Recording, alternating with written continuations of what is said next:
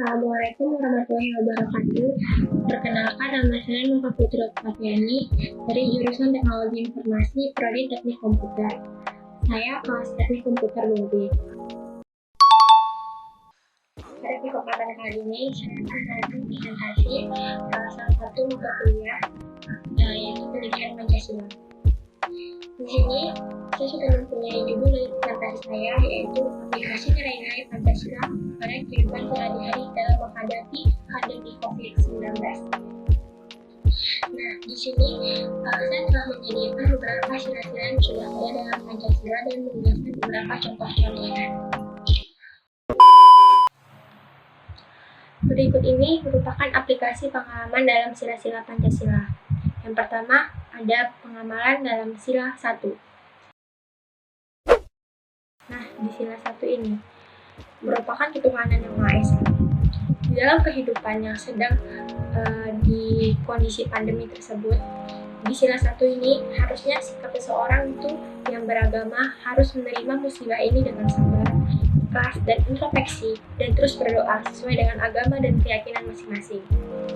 Karena Indonesia sangat terus memberantas virus ini dengan berbagai macam cara, tapi tak lupa juga mereka harus bertakwa dan berdoa dengan kepercayaan mereka masing-masing. Masalahnya itu mungkin hanyalah dengan berbeda pendapat atau toleransi dari satu sama lain. Mungkin ada sebagian yang berpendapat toleransi itu boleh bekerja sama dengan agama lain, meski melanggar akidah. Padahal pengertian toleransi itu adalah menghargai perbedaan pendapat. Antara 6 negara yang ada di Indonesia pasti sangatlah berbeda dan memiliki toleransi berbeda pula. Kalau di Islam mungkin ada beberapa ayat atau hadis yang telah menjelaskan. Misalnya, surah Al-Kafirun ayat 6 yang berisi untukmu agamamu dan untuklah agamaku. Maka sudah jelas, jika terjadi bencana virus corona ini, kita harus saling tolong-menolong tanpa melihat agamanya. Selanjutnya ada sila kedua, kemanusiaan yang adil dan beradab.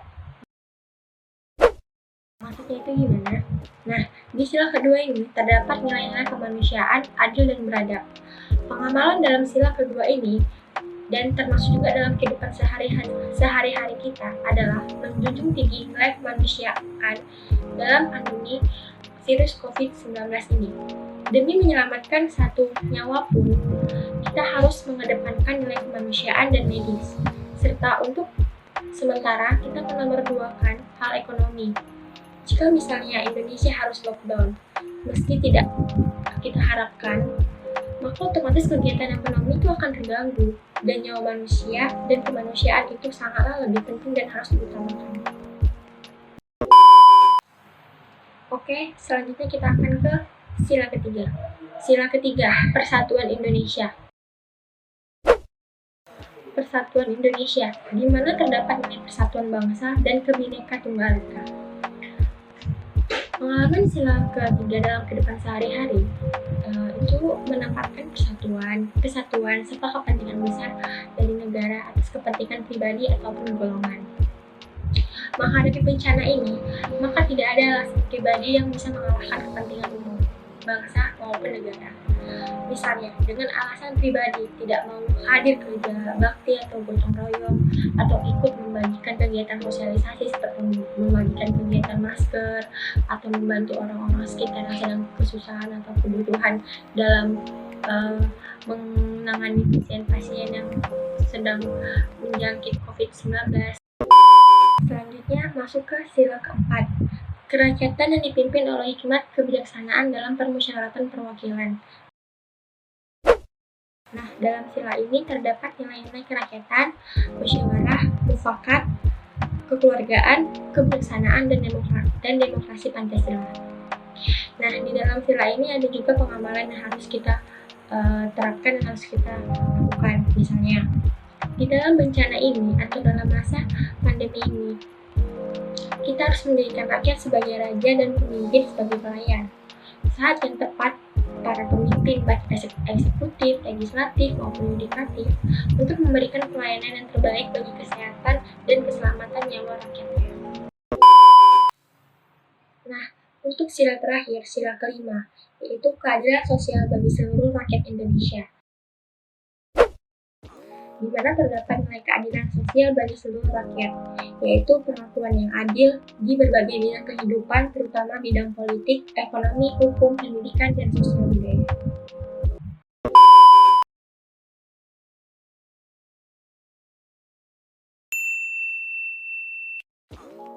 Kemudian untuk selanjutnya saya akan menjelaskan mungkin lebih pribadi atau menurut pendapat saya. Di sini saya sudah membagikan menjadi beberapa bagian. Yang pertama itu menurut diri saya sendiri. Cara saya menghadapi dan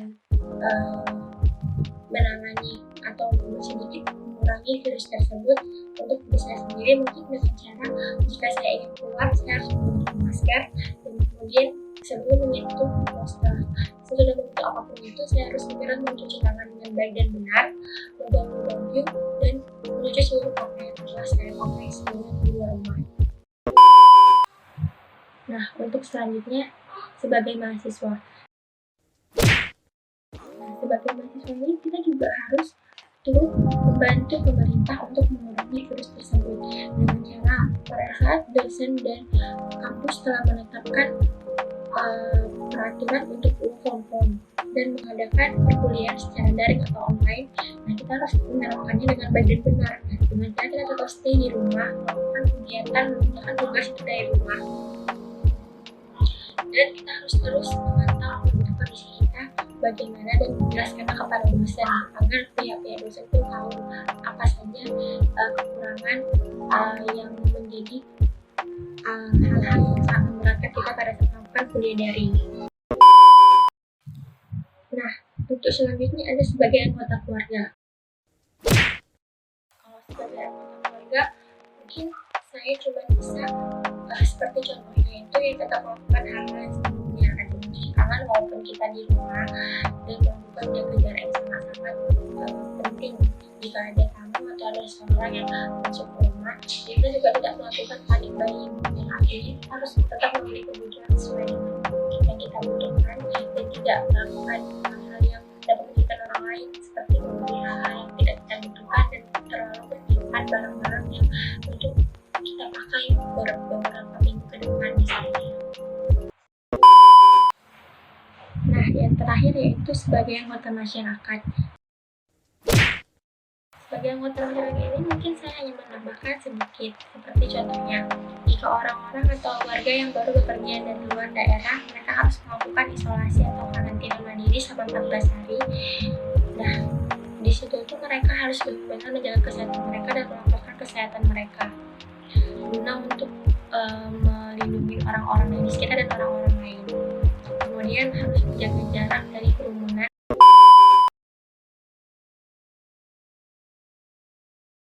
Selanjutnya pada video kali ini saya akan menjelaskan sedikit review mengenai materi kuliah sebelum dilakukannya kuliah daring atau kuliah online. Nah, di sini ada pengertian Pancasila secara etimologis. Maksudnya gimana? Pengertian Pancasila secara etimologis itu yang berarti tentang kata atau istilah Pancasila itu dari makna yang terkandung di dalamnya, di mana Pancasila itu merupakan bahasa yang berasal dari Sanskerta atau dari India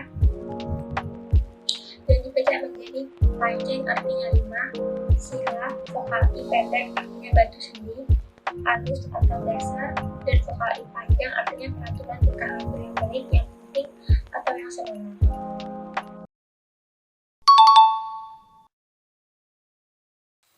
Nah, kemudian ada pengertian Pancasila secara historis. Proses perumusan Pancasila diawali ketika sidang di Guru PKI pertama diketuai oleh Dr. Rajiman Widodingrat mengajukan suatu masalah khususnya akan dibahas pada sidang tersebut. Masalah tersebut adalah tentang suatu calon rumusan dasar negara Indonesia yang akan dibentuk. Kemudian tampillah sidang tersebut 3 orang pembicara, yaitu Muhammad Yamin, Supomo, dan Soekarno.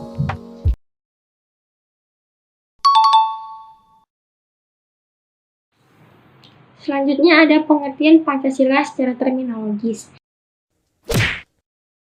PPKI telah berhasil mengesahkan Undang-Undang Dasar Republik Indonesia yang dikenal dengan nama Undang-Undang Dasar 1945.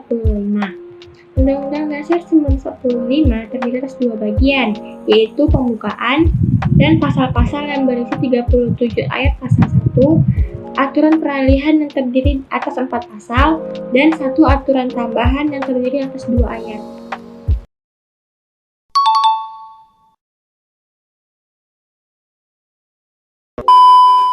Kemudian ada juga tujuan pendidikan Pancasila. Nah, dijelaskan bahwa tujuan materi Pancasila dalam rambu-rambu pendidikan kepribadian mengarahkan materi tentang moral yang diharapkan terwujud dalam kehidupan sehari-hari, yaitu perilaku yang memancarkan iman dan takwa kepada Tuhan Yang Maha Esa, dan dalam masyarakat terdiri atas berbagai golongan agama yang beraneka ragam, dan memantapkan kepribadian mahasiswa yang secara konsisten mampu mewujudkan nilai-nilai dasar Pancasila, rasa kebangsaan dan cita tanah air yang menguasai, menerapkan dan mengembangkan ilmu pengetahuan, teknologi, dan seni dengan penuh rasa tanggung jawab yang bermoral.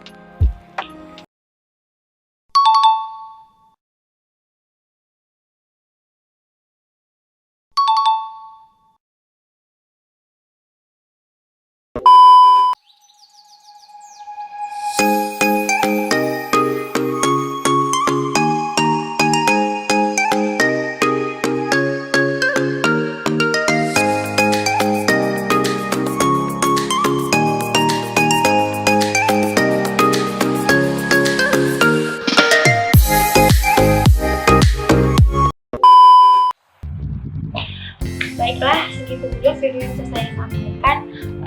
Semoga kalian bisa dapat mengambil hal-hal yang positif yang telah saya jelaskan, dan maaf jika saya memiliki banyak pengulangan atau kesalahan kata.